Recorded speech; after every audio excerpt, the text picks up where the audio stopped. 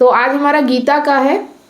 चलिए, तो आज हम सीखेंगे निष्काम कर्म इतना मुश्किल क्यों। तो पार्थ, सांख्य योग का ज्ञान तुम्हें अभी कहा गया है, अब कर्म योग को सुनो, जिस ज्ञान से युक्त होने पर तुम कर्म बंध को छोड़ सकोगे। अभी तक हमने बात की ज्ञान की, ठीक है ना। अभी तक हमने ज्ञान की बात की, अब बात करेंगे कर्म की, है ना। जब हमें ज्ञान आता है तो हमें कर्म भी तो करना है ना। तो कर्म कैसा होना चाहिए, ठीक है, हमारे कर्म कैसे होने चाहिए। तो दूसरे अध्याय में श्री कृष्ण सांख्य योग से शुरुआत करते हैं। सांख्य योग से आशय है यहाँ आत्मज्ञान, ठीक है।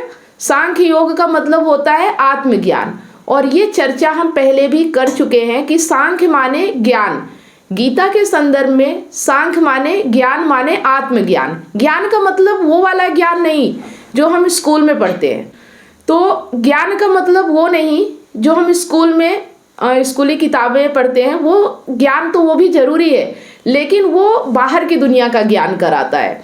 लेकिन जो आत्मज्ञान होता है वो हमारे भीतर का ज्ञान कराता है, हमारा ज्ञान कराता है। और योग माने कर्म योग, माने निष्काम कर्म योग, ठीक है। योग का मतलब होता है कर्म योग, निष्काम कर्म योग। और हमने ये बात पहले भी की है कि श्री कृष्ण का अपूर्व योगदान ही यही है कि उन्होंने ज्ञान को और योग को एकीकृत कर दिया। अन्यथा मन तो भिन्नताएं और भेद की तलाशता है कि इतने पृथक प्रकार के मार्ग हैं, ज्ञान अलग है, योग अलग है, कर्म अलग है, फिर भक्ति भी अलग है, फिर उपासना के न जाने कितने तरीके हैं। तो आध्यात्मिक चेतना का ये लक्षण होता है, और उसकी ये विशेषता होती है कि जो कुछ भी सत्य से संबंधित है उसको वो एक साथ ला करके अभेद कर देती है।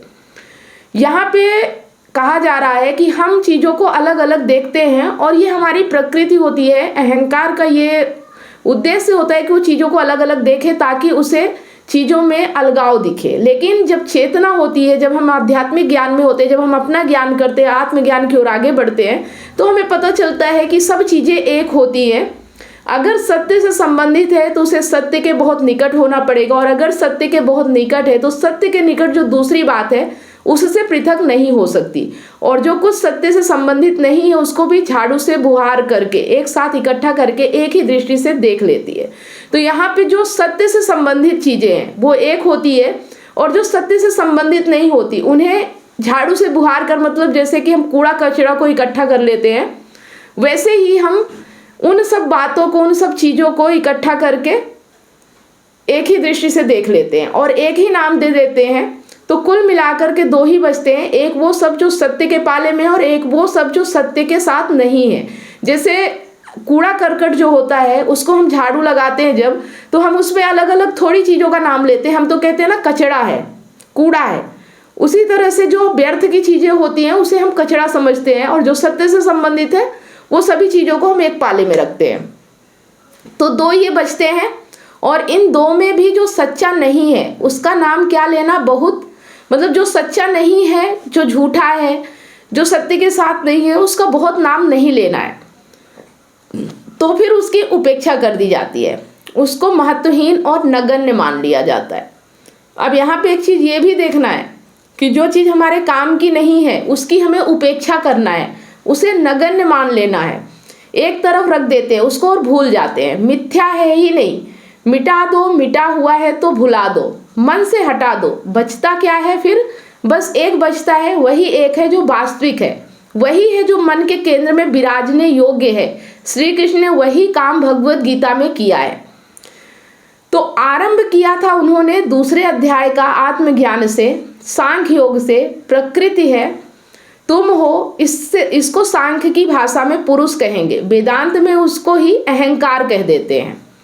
यहाँ अहंकार की परिभाषा आप लोग अच्छे से समझ लीजिएगा कि जो प्रकृति है वो, तुम इसको सांख्य की भाषा में पुरुष कहेंगे, जो प्रकृति है अपनी उसे पुरुष कहते हैं, और वेदांत में उसको ही अहंकार कह देते हैं।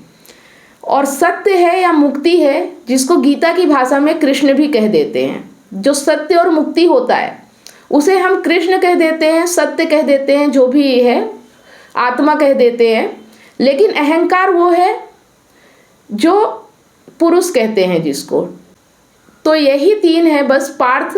तुम हो, तुम माने अहम माने पुरुष, तुम हो पार्थ प्रकृति है और मैं हूँ। और आपका बड़ा कल्याण होगा, आपकी आध्यात्मिक समझ जानिएगा कि गहरा रही है अगर आपको इन तीन के अतिरिक्त कुछ भी दिखना बंद हो जाए। आप और आपके एक तरफ प्रकृति और दूसरी तरफ कृष्ण, ठीक है। एक तरफ ये देखिए ये तीन होते हैं, ये बीच में अहंकार है, ये सत्य है और ये प्रकृति है। और इन तीन के अलावा आपको कुछ दिखना नहीं चाहिए। और अगर नहीं दिखता है तो बहुत अच्छी बात है, क्योंकि आप आध्यात्मिक यात्रा पर हैं और आपके साथ बहुत अच्छा हो रहा है।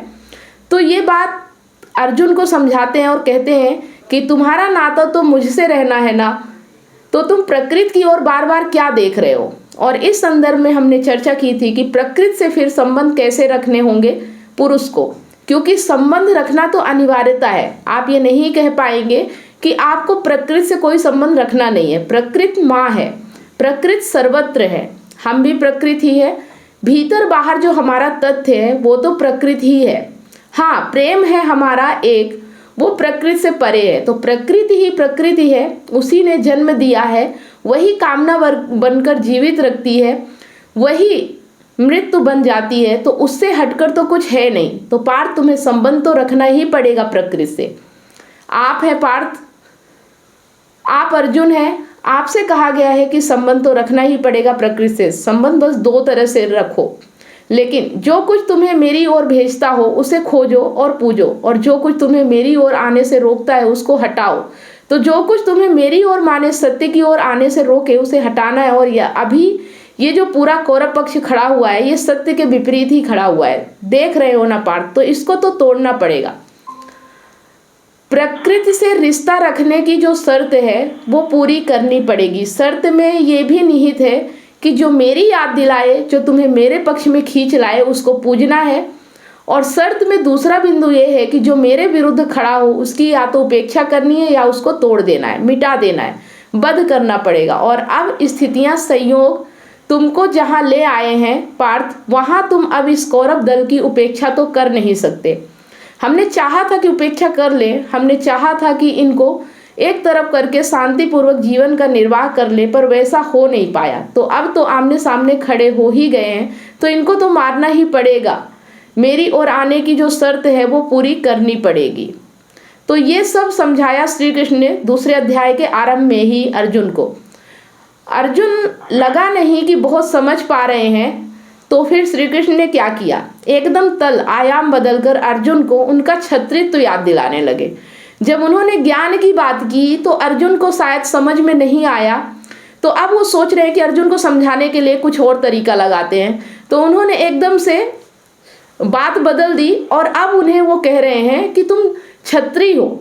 अब ये बहुत दूर की बात है। कहाँ तो कह रहे थे कि अहम हो तुम और आत्मा ही तुम्हारा सत्य है, और कहाँ बात वर्ण पर आ गई और समाज पर आ गई कि देखो तुम्हें समाज से निंदा मिलेगी, पाप के भागी होगे, स्वर्ग नहीं मिलेगा। तो इससे जो कृष्ण की दृष्टि है वो पता चलती है दार्शनिक से मनोवैज्ञानिक हो गए। अर्जुन का मन पढ़ लिया कि आत्मज्ञान तत्व ज्ञान संबंधी उपदेश का तो बहुत प्रभाव पड़ता दिख नहीं रहा। तो जिस चीज से अर्जुन बंधे हुए हैं उसी का प्रयोग करके अर्जुन को प्रभावित करना चाहा। अब देखिए यहाँ पे हम बात करते हैं अहम की, आत्मा की, तो हमें भी बहुत सारी चीजें नहीं समझ में आती, हमें लगता है कि ये क्या है। लेकिन जब हम बात करते हैं समाज की तो हमें तुरंत समझ में आने लगता है। जब हम कहते हैं कि तुम गलत करोगे तो समाज तुम पे थूकेगा, समाज तुम्हें अपनी मतलब सामाजिकता से बाहर निकाल देगा, अगर चोरी करोगे तो पुलिस है।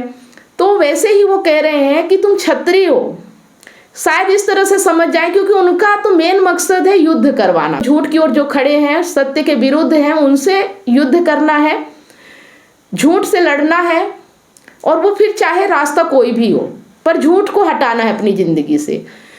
तो अब दूसरा तरीका लगा रहे हैं कि शायद इस तरीके से काम बन जाए।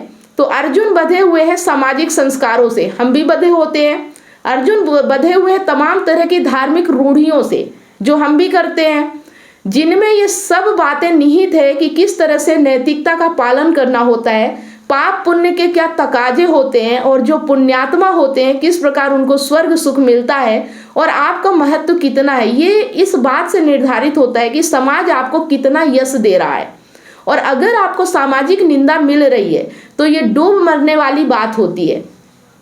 अगर आप समाज में रह रहे हो और समाज आपकी बुराई करे तो एक इंसान जो सच्चा होता है, जो सत्य की राह पे चलता है, अगर उसका समाज बुराई करे तो उसके लिए डूब मरने वाली बात होती है। तो यहाँ पे ये बता रहे हैं कि अर्जुन तुम क्षत्रिय हो, अगर तुम भाग गए, युद्ध नहीं लड़े तो लोग तुम्हें कायर बोलेंगे, लोग तुम्हारी निंदा करेंगे। तो अर्जुन इन सब चीज़ों के मध्य जी रहे हैं। अर्जुन की धारणाएं इस तल की है, तो कृष्ण फिर इसी तल को संबोधित करते हैं, इसी तल की भाषा में। पर उससे भी कोई बहुत लाभ नहीं होता, मोह के बंध बहुत मजबूत है। तो फिर अब कृष्ण कह रहे हैं कि मैं अब तुमको देने जा रहा हूँ निष्काम कर्म संबंधित उपदेश। देखिए यहाँ पे उन्होंने सामाजिक तल पे भी उतर के देख लिया, लेकिन उसका भी कोई फायदा नहीं हुआ, क्योंकि जो मोह है ना वो हर चीज पे भारी पड़ जाता है। तो अब उनने एक और उपाय सोचा और अब बात कर रहे हैं कर्म की। तो ये जो भी हमने श्लोक पढ़ा, ये निष्काम कर्म उपदेश का पहला श्लोक था, ठीक है। क्या कहा कृष्ण ने उसमें? कहा कि ये ज्ञान प्राप्त कर लेने पर तुम कर्म बंध को छोड़ सकोगे, जो अभी तुम डर रहे हो कि कर्म करूंगा, समाज विरुद्ध, संस्कार विरुद्ध, नीति विरुद्ध, तो मुझे फिर उसका बंध भोगना पड़ेगा। मतलब जब हम भी कहते हैं कि अगर हम समाज के विरुद्ध काम करेंगे या जो समाज को पसंद नहीं, अगर वैसा काम करेंगे तो समाज फिर हमें जो भी दंड देगा, जो भी उससे हमें कर्म का जो परिणाम होगा वो भोगना पड़ेगा। तो माने उसका फल परिणाम भोगना पड़ेगा। तो लो मैं तुमको बताता हूँ असली कर्मयोग। जिन लोगों के मन में ये डर होता है ना कि अगर हम सही रास्ते पे चलेंगे, सच के साथ चलेंगे, तो शायद समाज उसका विरोध करे या समाज हमें कुछ उल्टा सीधा बोले, तो उन लोगों के लिए है कर्मयोग। अगर आपने समझ लिया तो फिर समाज की परवाह आपकी छूट जाएगी। जो ये आपके डर होता है ना कि समाज में रहना है, नैतिकता से जीना है, समाज की परवाह करना है, नहीं तो जी नहीं पाएंगे, लोग क्या कहेंगे, ये सब चीज़ें छूट जाएगा अगर आपने कर्म योग को समझ लिया। तो ये जानने के बाद तुम इस डर से मुक्त हो जाओगे कि अगर तुमने सामने जो शत्रु दल है उसके लोगों का वध कर दिया तो तुमको घातक परिणाम भुगतने पड़ेंगे, ठीक है ना। तो अर्जुन किन घातक परिणामों से डरे हुए हैं? अपयश होगा, लोग कायर बोलेंगे, पाप लगेगा, और जब पाप लगेगा तो नरक भोगना पड़ेगा। ज़्यादातर हमारी भी यही प्रॉब्लम होती है, हम अक्सर इन्हीं चीज़ों की बातें करते हैं कि अपयश होगा, लोग कायर बोलेंगे, पाप लगेगा, और जब पाप लगेगा तो नरक भोगना पड़ेगा। अर्जुन इन सब ग्रंथियों में फंसे हुए हैं। अर्जुन कह रहे हैं कि ये काम करूँगा तो दुष्परिणाम आएंगे। तो कृष्ण कहते हैं लो अब मैं तुम्हें वो कर्म योग बताता हूँ जिसके बाद कर्म के दुष्परिणाम नहीं झेलने पड़ेंगे, जिसमें तुम कर्म तो करोगे लेकिन फलों से बचे रहोगे। तो अब आगे बताएंगे, अभी हम समझते हैं श्लोक 40 अगली बार करेंगे। जो जो प्रॉब्लम की बात की, हमारे जीवन की जो जो प्रॉब्लम होती है वो यहाँ पे बताया गया है, क्योंकि अर्जुन की भी वही समस्याएं जो हमारी समस्या है। तो चीज़ें हमें समझ में आ रही है कि नहीं समझ में आ रही कि हम कहाँ बंधे हुए हैं, कहाँ फंसे हुए हैं। राजेश जी बताइए। देखिए जब हम बात करते हैं आत्मज्ञान की, ज्ञान की, तो फिर हमें बहुत सारी चीज़ें गलत लगने लगती हैं। जो हम जिस समाज में जी रहे होते हैं हमें वो समाज झूठा लगने लगता है। ऐसा लगता है कि सिर्फ नैतिकता निभाई जा रही है, यहाँ पे वो चीज़ नहीं है जो होना चाहिए। तो फिर हम समाज का विरोध भी करते हैं, समाज से लड़ते हैं, समाज के खिलाफ जाते हैं। लेकिन फिर हमें डर होता है कि लोग क्या कहेंगे, कहीं हम गलत तो नहीं कर रहे हैं, कहीं पाप तो नहीं लग जाएगा, कहीं हमें नरक तो नहीं भोगना पड़ेगा। बात समझ में आ रही है? तो इन सब चीज़ों से आपको मुक्त करने के लिए है निष्काम कर्म योग, जिसका हम अगली बार बात करेंगे। तो अभी ये समझ में तो आ गया ना कि जिस समाज में हम रह रहे हैं वो समाज सत्य के साथ नहीं चलता है, वो समाज झूठ की बुनियाद पे चलता है, ठीक है। समाज में हमेशा अगर झूठ ना रहे ना तो समाज भी ना रहे। कभी भी समाज में सत्यता नहीं होती है, समाज में दिखावा होता है, समाज में नैतिकता होती है, समाज में भीतर कुछ और होता है और बाहर कुछ और दिखाते हैं लोग, है ना। जैसे उन्हें कहा जा रहा है कि तुम क्षत्रिय हो तो क्षत्रिय धर्म का पालन करो, तुम्हें युद्ध करना है। अगर तुम नहीं करोगे तो तुम्हें पाप लगेगा। मतलब वो समाज को इतना महत्व दे रहे हैं, इसलिए फिर उनको समाज के तल पे आके काम करवाया जा रहा है। लेकिन कृष्ण उस पे मतलब अर्जुन उस पे भी काम करने के लिए तैयार नहीं है, युद्ध करने के लिए अब भी तैयार नहीं है। वो बोल रहे हैं कि मुझे नर्क भोगना पड़ेगा, मैं पाप नहीं करूंगा। मतलब आम आदमी जो होता है ना, उसे कितना भी ज्ञान मिल जाए लेकिन वो समाज के विरुद्ध जाने के लिए तैयार नहीं हो पाता है। उसको लगता है, डर लगता है कि कहीं मैं अगर ऐसा करूंगा तो मुझे पाप ना लग जाए, मैं कहीं गलत तो नहीं कर रहा हूँ, कहीं मुझे नर्क ना भोगना पड़ जाए। इसलिए वो सही रास्ते पे चल नहीं पाता है, उसका मोह उस पे भारी पड़ जाता है कि अगर मैं सत्य की राह पे चलूंगा या कुछ ऐसा कर दूंगा तो कहीं ये जो मेरा परिवार है, ये समाज है, वो मुझसे दूर ना हो जाए, छूट ना जाए। तो इसीलिए अब वो बता रहे हैं कि जो ये तुम्हारी प्रॉब्लम है, इसका जो तोड़ है वो है कर्मयोग, निष्काम कर्मयोग। तो जब हम निष्काम कर्मयोग पे बात करेंगे तो पूरी तरह से हमारी जो ये धारणा है समाज को लेके ना, वो टूटने वाली है। आप लोग तैयार रहिएगा, ठीक है ना। आपकी जो ये समाज को लेके धारणा है, ये पूरी तरह से टूटने वाली है। और अगर आपको अपने जीवन में आगे बढ़ना है तो विरोध करना पड़ेगा। अगर आप चाहो कि समाज और ज्ञान सब साथ में लेके चल लो तो नहीं हो पाता है ना। फिर वही आपके जीवन का नर्क होता है, जो हमने पहले बात की है कि अगर आप दो तरफ पैर रखोगे ना तो आप फंस के रह जाओगे, फिर किधर के भी नहीं रह जाओगे, ना तो आप समाज के रह जाओगे ना आप अध्यात्म के रह जाओगे, है ना। तो थोड़ा आगे चल के हमें चीज़ें समझना होगा, आपको तैयार होना पड़ेगा कि अभी तक आप जिस चीज़ को मानते आए हैं ना, उन मान्यताओं को आपको तोड़ना पड़ेगा, उन मान्यताओं को आपको गिराना पड़ेगा, तभी अब आप आगे बढ़ पाओगे, ठीक है। मतलब यहाँ पे जो हम कृष्ण और अर्जुन की बात कर रहे हैं ना, वो हमारी बात हो रही है। कृष्ण हमारा सत्य है और अर्जुन हमारा अहंकार है। तो जब हम सत्य से प्रेम करते हैं, जब हमें आत्मा से प्रेम होता है, तो हमें अपने अहंकार को मिटाना पड़ता है, तोड़ना पड़ता है, ठीक है।